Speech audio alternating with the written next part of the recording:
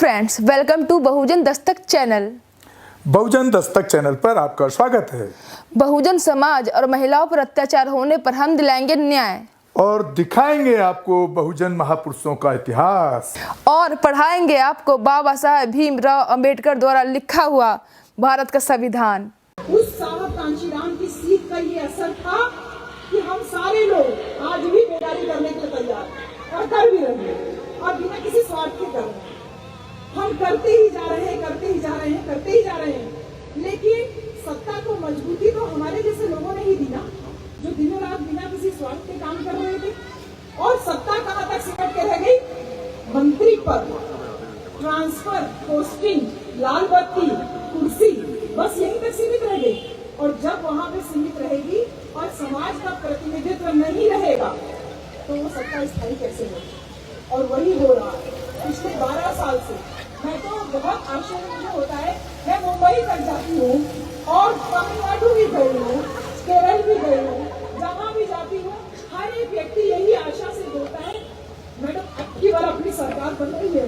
हमने कहा सरकार तो उत्तर प्रदेश में बनेगी, आपको क्या पड़ा? जैसे यहाँ दिल्ली में ये सब तो ऐसे लगाए रहते जैसे ऐसा उत्तर प्रदेश वाले ऐसे एम्पावर्ड फील करते हैं, ऐसे दौड़ाते हैं। तो मुझे बड़ा मतलब अभी तक दिल्ली में मेरा अनुभव ऐसा नहीं रहा, लेकिन मैं इधर कुछ समय से बीच में ज्यादा आना जाना हुआ दिल्ली, तो मुझे बहुत आश्चर्य हुआ ये जानकर के कि दिल्ली में भी उतना ही एम्पावरमेंट फील करते हैं जितना और प्रदेशों में फील करते हैं। यानी कि सत्ता का केंद्र अगर साहब कांशीराम एक बना के गए थे, उससे हमें सीख लेने की जरूरत है। हमें इस बात को समझना पड़ेगा, बहुत अच्छे से समझना होगा कि असली परिवर्तन सामाजिक प्रतिनिधित्व से होता है।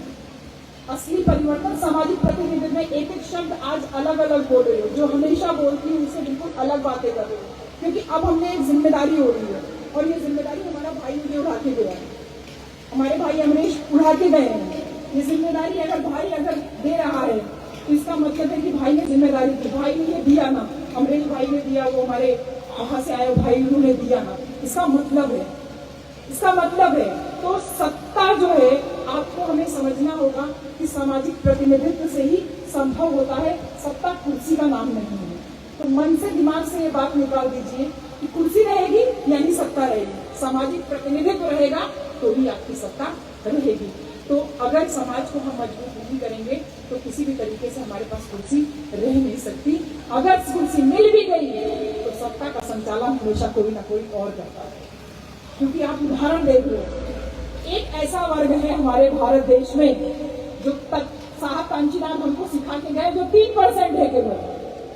सरकार किसी की भी रहे, सत्ता किसी की भी रहे, क्योंकि केवल उसी की होती है। क्यों? क्योंकि उसने अपने समाज को इतना मजबूत करके रखा। ये बात दिमाग में सोचिए कि कैसे वो मजबूत करके रखा। और किसी की भी सरकार रहती है, कोई भी सत्ता में रहता है तो वो कैसे अपना काम निकाल लेता है। क्यों?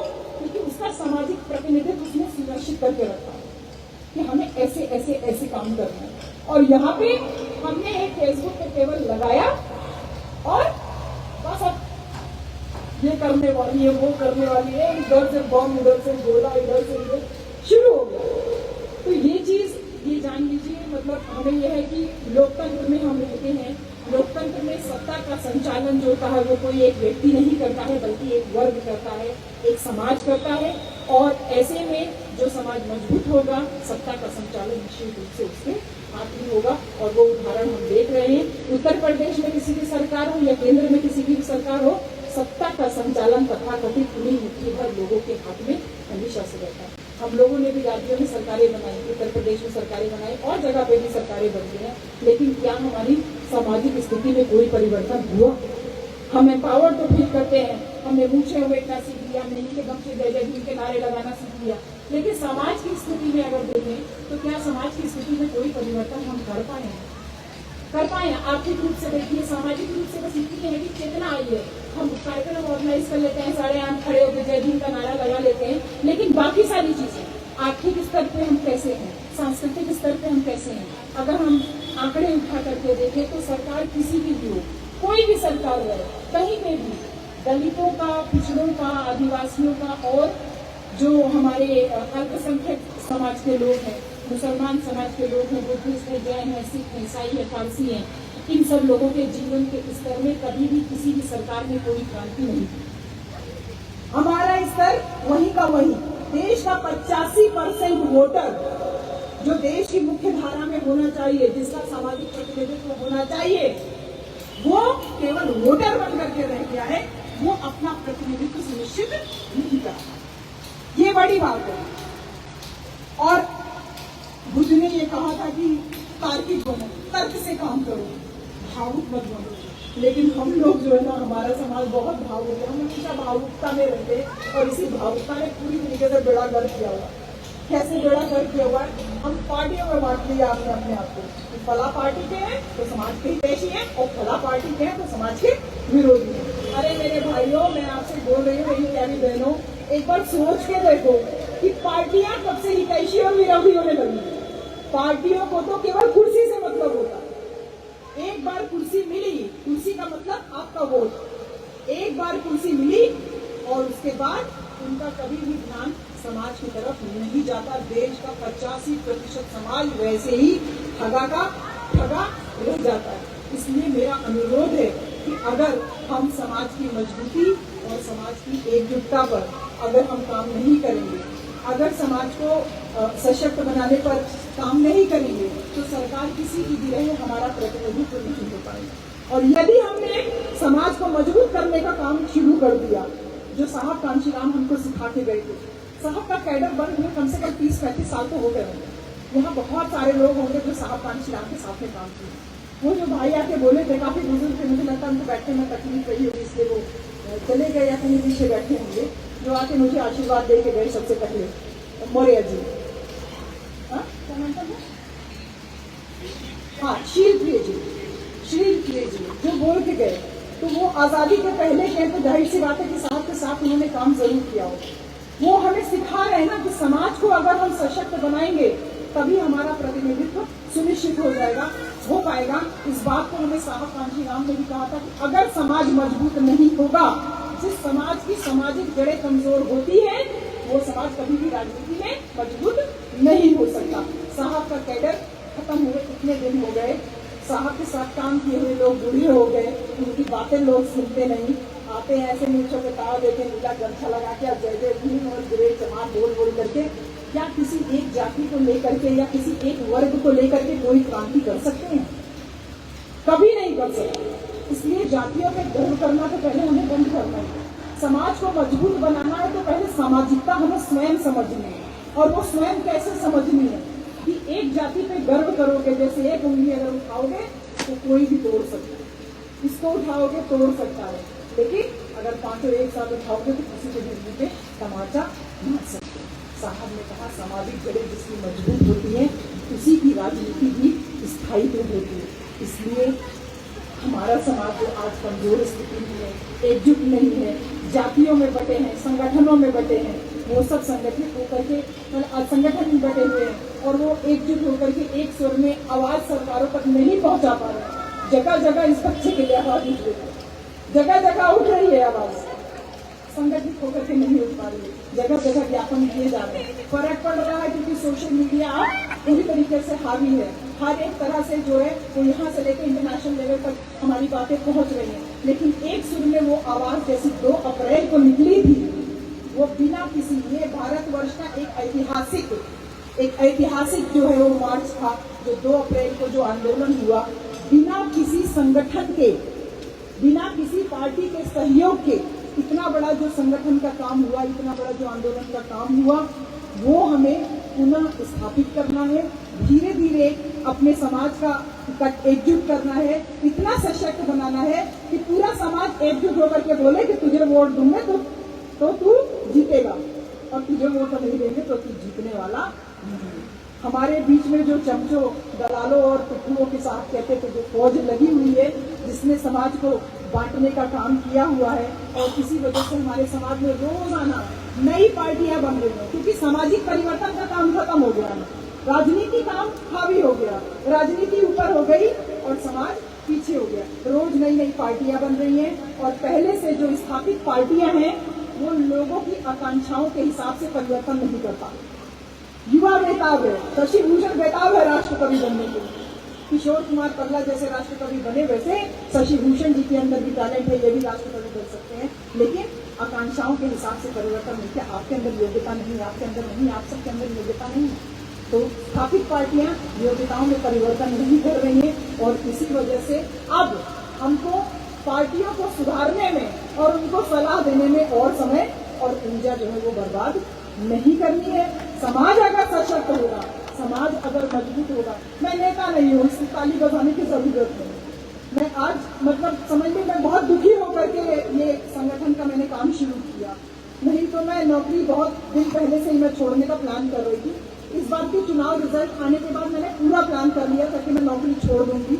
ये तो मेरे घर वाले हमेशा मेरे साथ में रहते हैं, वो कभी नहीं कहते कि नौकरी करो। लेकिन ये जो आपके जैसे मेरे घर वाले हैं ना, जो बाहर वाले, वो मुझे अभी भी थोड़ा मोह में बांधे हुए हैं, जो कहते हैं नहीं बहन जी नौकरी मत छोड़ो, छुट्टी लगा के काम करो, नौकरी आराम से जब थोड़ा मजबूत हो जाओ, समाज को थोड़ा जागरूक कर लो, तब आप नौकरी छोड़ना। तो मैं नौकरी नहीं छोड़ पा रही हूँ, लेकिन मैंने तय कर लिया है कि मैं बहुत दिन नौकरी कर नहीं पाऊंगी। तो अब हमें ऊर्जा उधर बर्बाद नहीं करनी है और समाज को इतना मजबूत कर देना है कि राजनीतिक पार्टियां जो है वो हमारे इच्छा के हिसाब से काम करना शुरू करें। मेहनत का काम जरूर है, मैं जो बातें कर रही हूँ मेहनत का काम जरूर है। साहब कांशीराम को मैं उनकी पीड़ा समझ सकती हूँ कि क्यों वो पूना से चल के दिल्ली आए और फिर दिल्ली वासियों ने कहा कि आपकी बात उत्तर प्रदेश में सुनेंगे लोग, और फिर उत्तर प्रदेश में जब आगरा में गए तो आगरा वालों ने कहा कि आपकी बात आजमगढ़ के लोग सुनेंगे, और तब साहब कांशीराम अपने मूवमेंट को आजमगढ़ लेकर के गए। ये जो बातें हैं, अब एक एक स्टेप पे जब काम कर रही हूँ तब मुझे समझ में आ रहा है कि इस भ्रम को अब हमको निकाल देना है कि राजनीतिक पार्टियां खुद किसी समाज का प्रतिनिधित्व करती हैं। कोई भी राजनीतिक पार्टी किसी समाज का प्रतिनिधित्व नहीं करती है। अगर करती होती तो हमारे बीच में पैसों के लेन देन की बातें कभी नहीं होती। इसलिए समाज का प्रतिनिधित्व पीछे छूट चुका है। पार्टियां बेमेल गठजोड़ करती है, उनकी मजबूरी होती है, गठबंधन करना है, सरकार बनाना उनकी मजबूरी होती है, क्योंकि उनको कुर्सी प्यारी होती है, उनको समाज से लेना देना नहीं होता। क्योंकि साहब कांशीराम दूसरा तो कोई आएगा नहीं इतना राजनीतिक चतुरता लिए हुए, वो पार्टियों को अपने कदमों में झुका दे। आज तो हम दूसरों के कदमों में झुकने के लिए तैयार रहते हैं। इसलिए समाज का प्रतिनिधित्व एक मजबूत संगठन ही कर सकता है और समाज की जो कुछ बहुत सारी जो सामूहिक जरूरतें होती हैं, कि जैसे संजय गौतम मंथन जी चले गए हमारे बीच से, किडनी में दिक्कत थी, पैसे के अभाव में इलाज नहीं करा पाया। मुझे कष्ट इस बात का है, मुझे शायद पता होता कि वो पैसे के अभाव में इलाज नहीं करा पा रहे हैं। मैं आप सबसे भी कहूंगी, अगर आप में से किसी को कोई तकलीफ शरीर से जुड़ी हुई है तो भारत देश में हर एक अस्पताल में अपने आदमी मौजूद है, अपने डॉक्टर्स मौजूद हैं। आपको बस उनको आइडेंटिफाई करना है। वो पे बैक टू सोसाइटी के लिए तैयार भी बैठे हैं। कोई व्यक्ति हमारे बीच में चला जा रहा है तो ये हमारी सामूहिक आकांक्षा है। इससे मेरी इच्छा है कि हमारे व्यक्ति जो हमारे समाज के लोग हैं, डॉक्टर, इंजीनियर, प्रोफेसर, एक क्रांतिकारी महिला है। आप तो आई नहीं, संमित्रा जी नहीं तो कम क्रांति है उनके अंदर भी। तो ये जो समाज के सपने होते हैं, इनका प्रतिनिधित्व जो होता है वो सामाजिक संगठन ही कर सकता है, कोई राजनीतिक पार्टी नहीं कर सकती। इसलिए जब संगठन मजबूत होगा तो कोई भी पार्टी जो है वो हमारी इच्छाओं के साथ खिलवाड़ नहीं कर सकती। और यही सारी जो है समाज में जो पार्टियों के बीच में जो विभाजन हो गया है, इससे प्रयास, एक सामूहिक प्रयास करने की जरूरत थी। और इस जो बहुजन कमजोरी है कि हम पार्टियों में बढ़ करके काम करें, हमारे लिए समाज जो है वो पार्टी से नीचे हो जाता है। तो ये इस मानसिकता को हराने के लिए, एक समाज की जो कमजोरी है इसको जड़ से खत्म करने के लिए, इसको शक्ति में तब्दील करने का समय आ चुका है। और ये बिना किसी मजबूत सामाजिक संगठन के नहीं संभव हो सकता। इसी वजह से इस बहुजन शक्ति नाम के संगठन का गठन किया गया है। ये संगठन आपका संगठन है। मैं फिर बोल रही हूँ कि ये समाज को मजबूत करने के लिए किया गया है। अगर हो सकता है हमारे बीच में कुछ लोगों का पॉलिटिकल मोटो हो, राजनीति करना बुरी बात नहीं है, लेकिन आपको राजनीति करना है, मैं आपको प्लेटफॉर्म दूंगी, आप आए राजनीति करें। लेकिन राजनीति का ABCD तो पहले सीख लीजिए। राजनीति का मतलब ये थोड़ी होता है कि 2 करोड़ 3 करोड़ दीजिए, टिकट लीजिए और जाके चुनाव में लड़के आ जाइए। नेता को सामाजिक बहिष्कार का डर ही नहीं रह गया। नेता डरता ही नहीं है बिल्कुल, क्योंकि वो पैसा लेके आ रहा है। नहीं तो समाज इतना मजबूत हो जाता है, समाज इतना मजबूत है हमारा, साहब का पढ़ाया हुआ अभी भी पाठ हमारे दिलों में है। समाज इतना मजबूत है कि नेता को खड़े खड़े नंगा कर दे, लेकिन नेता को डर ही नहीं है, उसको सामाजिक बहिष्कार का डर ही नहीं है। हम चाहे तो उसको बॉयकॉट कर सकते हैं, बिल्कुल भय नहीं है। इसलिए ये बहुजन शक्ति का एक तरीके से आप समझ लीजिए दबाव समूह के रूप में भी ये काम करने के लिए संगठन बनाया गया है कि हमसे राजनीति है, राजनीति से हम नहीं। ये जो गलतफहमी इन लोगों ने पाल रखी है, ये बहुजन शक्ति एक सामूहिक प्रयास है। और जो है मतलब हम पहले कोशिश कर रहे थे कुछ संगठनों से जुड़ने की कि हम क्यों ना इसी में काम किया जाए, तो हमने ये पाया कि कुछ संगठन शिक्षित लोगों का है, जो नौकरी पेशा लोगों का है, कुछ युवाओं तक है, कुछ केवल सांस्कृतिक क्रियाकलापों तक है सीमित, और कुछ ऐसे भी है जिनकी विचारधारा स्पष्ट नहीं है, खाली प्रस्ताव देना और बस मुकदमे लड़वाना, यही सब कर रही है। तो युवाओं में जो एक उग्रता और आक्रामकता का जो बीज बो रहे हैं, ये कहीं ना कहीं जो है वो समाज जो है इससे बहुत खोखलेपन की तरफ जा रहा है, क्योंकि हमें युवाओं को शिक्षित करना है, उन्हें आंदोलन की आग में धकेल करके उनका करियर चौपट नहीं करना है। तो अन्य संगठनों के इतिहास को जो हमने खंगाला तो हमने पाया कि किसी का भी कोई फ्रूटफुल रिजल्ट नहीं है, कोई रिजल्ट ओरिएंटेड काम नहीं कर रहा। काम सब कर रहे हैं, जागृति का कार्य तो कर रहे हैं, लेकिन रिजल्ट ओरिएंटेड होना चाहिए ना। आप कोई एक विधानसभा निकाल के दिखा सकते थे ना, आप एक प्रधानी का चुनाव जीत के दिखा सकते थे ना। हम काम कर रहे थे बिना संगठन के, और हमने जाके कितने प्रधान जनरल कैटेगरी में अपने समाज के बैठा दिए। समाज मजबूत हो गया ना, वो 10-12 गांव के लोग थे, उसमें 4-5 गांव के लोग इकट्ठा हो गए, उन्होंने कहा हमारा ही प्रधान होगा, हमारा ही हुआ। जिला पंचायत सदस्य गाजीपुर, बलिया, देवरिया, जो जो एरिया हमारा पूर्वांचल का बैंक है, आजमगढ़, इन सारी मूवमेंट में जाने कितने जिला पंचायत हमने निर्दलीय जो है वो टिकट नहीं मिला उनको, क्योंकि बेचारे कमजोर बच्चे थे, गांव के बच्चे थे, नहीं कर पाते, लेकिन समाज के लिए समर्पित थे, वो निकल के आए समाज में सामने। तो रिजल्ट ओरिएंटेड काम होना चाहिए कि समाज अगर प्रतिनिधित्व करने के लिए तैयार है तो समाज को प्रतिनिधित्व का मौका मिलना चाहिए। तो अगर हमने देखा कि लोग ज्यादातर आपस में ही उलझे हुए मिले, कुछ लोगों में बहुत दूरदर्शिता नहीं मिली कि आगे क्या करना चाहते हैं, तो हमने फिर यही सोचा कि किसी निर्जीव संगठन में जान फूकने में एनर्जी लगाने से बेहतर है कि किसी तरीके से कोई विवाद में ना पड़ा जाए, बल्कि निर्विवाद तरीके से एक्शन प्लान करने का ये समय आ चुका है। अब हम करेंगे, फिर से उसको उठाएंगे और करेंगे और लेके आगे बढ़ेंगे। तो इतने 36 संगठन बने हुए हैं, हजारों सैकड़ों संगठन बने हुए हैं, तो हमें एक्शन, डायरेक्ट एक्शन प्लान का करने का समय आ गया है। और इसीलिए आज समय है हमें साहब कांशीराम की विरासत को, उनकी बनाई हुई पूंजी को, उनके साहब की विचारधारा को और तथागत गौतम बुद्ध के आदर्शों को, इन सबको हमें संजोए रखना है, जिंदा रखना है। और ये महान विरासत कमजोर और खोखले कंधों से नहीं जो है संभाली जा सकती। तो इसलिए हमें भागीदारी को, जो एक अंतिम छोर पे बैठा व्यक्ति है वो आपसे एसोसिएट कर सके।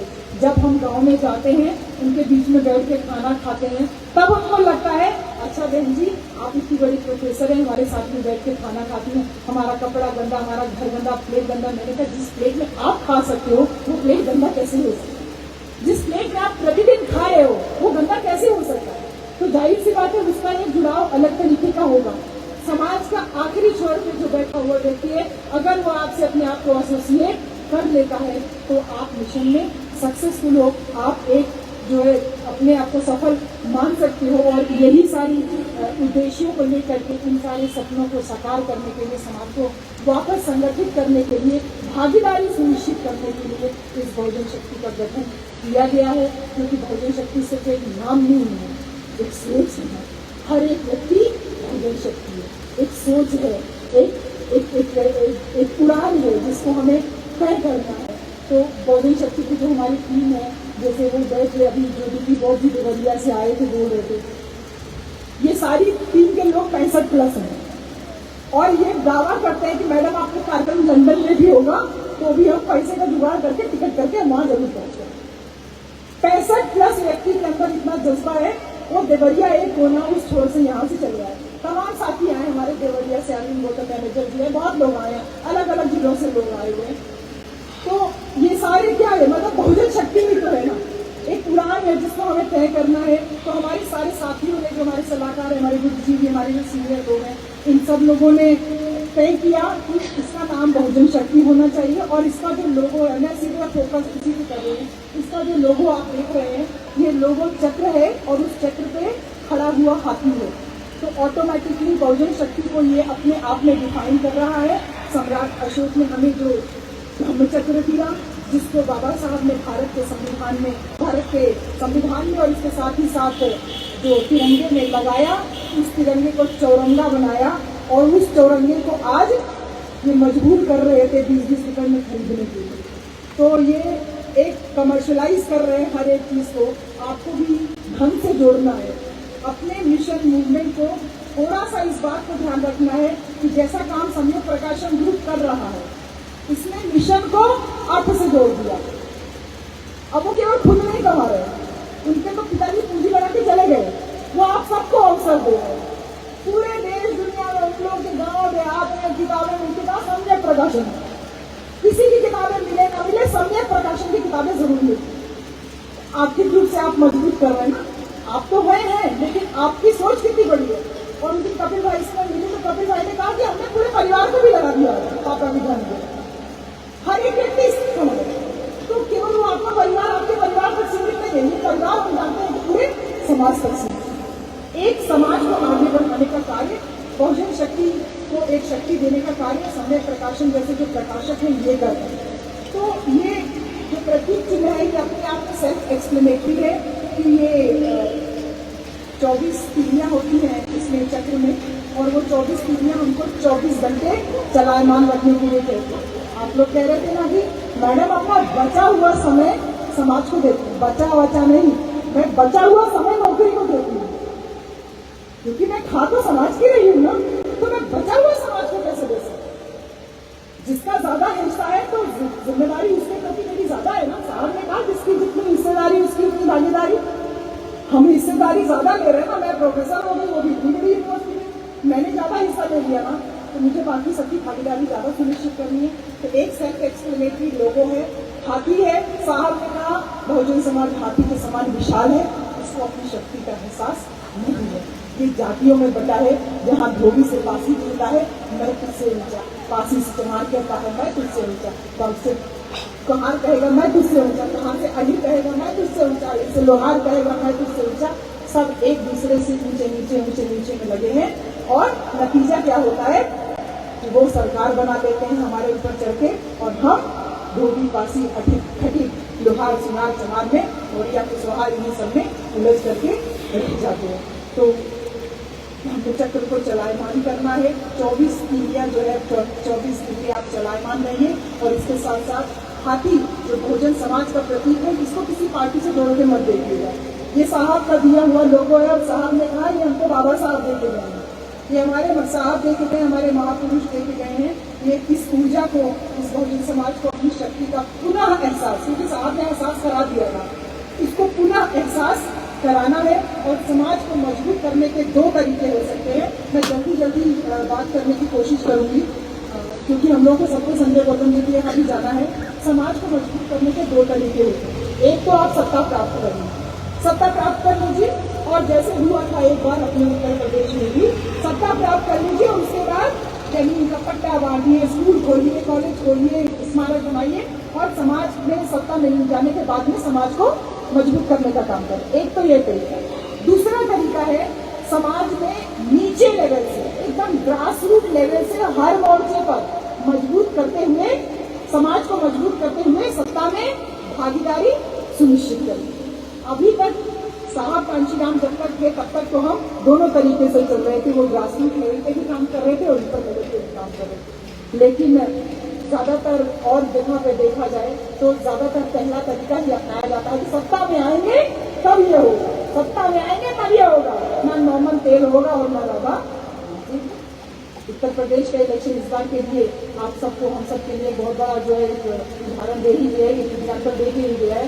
पहला तरीका अपनाते थे कि गुणा गणित करके किसी तरीके से सत्ता प्राप्ति का प्रयास कर लीजिए, लेकिन हर सिक्के के क्योंकि 2 पहलू होते हैं, तो ये हो सकता है कि हम सत्ता प्राप्ति के संघर्ष में अगर असफल रहे तो फिर क्या होगा। अगर सत्ता ना प्राप्त कर पाए तो क्या करें? समाज बिखरा रहे, समाज कमजोर बना रहे, समाज टूटता रहे, समाज ऐसे जलाया जाता रहे, ऐसे टूटा जाता रहे। हो भी सकता है कि हम सत्ता प्राप्ति में सफल भी हो जाए। और फिर ये प्रश्न होता है कि हम क्या समाज को मजबूत करेंगे? ये भी तो हो सकता है कि हम लालची हो जाए, हमको हमारे पास पावर आ जाए तो हम लालची हो जाए, और लालची हो जाए तो सत्ता के नशे में इतना हो जाए कि हम समाज को भूल जाए जो हुआ हमारे साथ। सत्ता के नशे में इतना हो जाए कि भूल जाए और उसका लाभ कुछ एक व्यक्तियों तक ही सिमट कर रह जाए और समाज को कुछ भी हासिल नहीं होगा सिवाय दगाबाजी के ठगी महसूस करने के और अविश्वास, जैसा अब तक होता आया है। जब मैं फेसबुक पे कमेंट्स पढ़ती हूँ तो मैं यही सोचती हूँ कि कितना अविश्वास पैदा हो गया है हमारे लोगों के बीच में कि अगर कोई काम करने का कोशिश करता है तो उसके ऊपर पहले बॉम्ब डालते हैं, अगर वो बच गया तो फिर वो आगे काम करेगा और नहीं बचा तो वो फिर बैकफुट पे चला जाएगा। तो बहुजन शक्ति जो है ये संगठन दूसरी रणनीति पे काम करेगा। रास्ता थोड़ा लंबा है, थोड़ा कठिन है, लेकिन ये पूरी तरीके से टिकाऊ है क्योंकि साहब का लिखा हुआ है। नीचे जमीन पे ग्रास रूट लेवल पे हमको काम करना है क्योंकि सत्ता में कोई हमेशा नहीं बना रह सकता, कोई भी नहीं बना रह सकता। सत्ता हमेशा अस्थायी होती है, आज इनकी सरकार है कल किसी और की सरकार है, लेकिन ये लोकतांत्रिक व्यवस्था में ऐसा होना स्वाभाविक भी है। क्यों सुरेश जी? बिल्कुल स्वाभाविक है।